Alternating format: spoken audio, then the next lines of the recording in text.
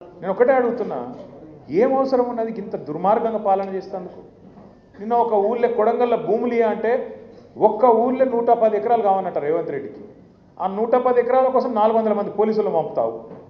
400 మంది ఆ ఊళ్ళో ఉన్నది పాపం ఎంతమంది ఉన్నారు? వాళ్ళ తాండల వాళ్ళంతా లంబాడ సోదరులు, లంబాడ ఆడబిడ్డలు. వాళ్ళ మీదకి మొన్ననే పగబట్టి 40 మందిని 40 రోజులు జైలుకి పంపిండి 40 మందిని. మళ్ళీ సిగ్గు లేకుండా మళ్ళీ అదే ఊరికి 400 మంది పోలీసులను పంపి ఇది పోలీస్ రాజ్యం అన్నట్టు హుకుమత్ చేస్తూ ఉన్నాడు. ఇంకోవైపు నిన్న ఇక్కడ ఒక చెప్పుల దుకాణం కొట్టుకునేటోళ్ళు నాచారంలో.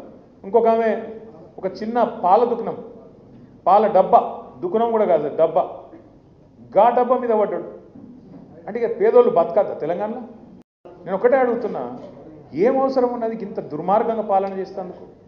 నిన్న ఒక ఊళ్ళో కొడంగల్లో భూములు అంటే ఒక్క ఊళ్ళో 110 ఎకరాలు కావన్నట రేవంత్ రెడ్డికి. ఆ 110 ఎకరాల కోసం 400 మంది పోలీసులు పంపుతావు. 400 మంది ఆ ఊళ్ళో ఉన్నది పాపం ఎంతమంది ఉన్నారు? వాళ్ళ తాండల వాళ్ళంతా లంబాడ సోదరులు, లంబాడ ఆడబిడ్డలు. వాళ్ళ మీదకి మొన్ననే పగబట్టి 40 మందిని 40 రోజులు జైలుకి పంపిండి 40 మందిని. మళ్ళీ సిగ్గు లేకుండా మళ్ళీ అదే ఊరికి 400 మంది పోలీసులను పంపి ఇది పోలీస్ రాజ్యం అన్నట్టు హుకుమత్ చేస్తూ ఉన్నాడు. ఇంకోవైపు నిన్న ఇక్కడ ఒక చెప్పుల దుకాణం కొట్టుకునేటోళ్ళు నాచారంలో. ఇంకొక ఆమె ఒక చిన్న పాల దుకాణం, పాల డబ్బా, దుకాణం కూడా కాదు డబ్బా, గా డబ్బా మీద పడ్డాడు. అంటే ఇక పేదోళ్ళు బతకద్దా తెలంగాణలో?